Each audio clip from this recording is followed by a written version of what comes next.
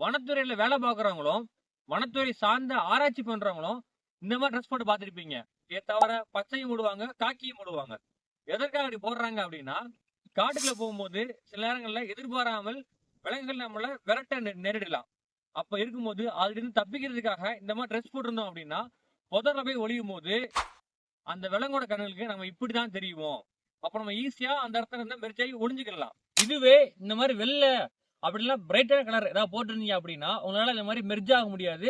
தனியா தெரிஞ்சிருவீங்க. ஈஸியா உங்களை வந்து பிடிச்சிரும். அதுக்காக தான் இந்த மாதிரி ட்ரெஸ் போடுறாங்க. இதுக்கு இங்கிலீஷ் என்ன சொல்லுவாங்கன்னா ஹேமோஃபிளக்ஸ் சொல்லுவாங்க. தமிழ்ல உருவ மறைப்பு. எக்ஸாம்பிள் கரெக்டா சொல்லணும்னா, நம்ம காட்டுல உள்ள சிறுத்தை இருக்கும்ல, அது மஞ்சள் கலர்ல புள்ளி வச்ச மாதிரி இருக்கும். ஏன்னா அது காட்டுல இருக்கனால மெர்ஜ் ஆகணும்னு சொல்லிட்டு. அதுவே ஸ்னோ லெப்பர்ட் சொல்லுவாங்கல்ல, இமயமலையில இருக்க சிறுத்தை ஒயிட் கலர்ல ஸ்கின், பிளாக் கலர் டாட்டா நடக்கும். ஏன்னா அங்க உள்ள இடத்துக்கு அந்த ஸ்கின் இருக்கு. இப்ப அந்த சிறுத்தை இங்கே விட்டா மாட்டிக்கிறோம், இங்க அங்கே விட்டா மாட்டிக்கிறோம். அதாவது சர்வே ஆக முடியாது. இது பேர் தான் ஹேமோஃபிளக்ஸ்.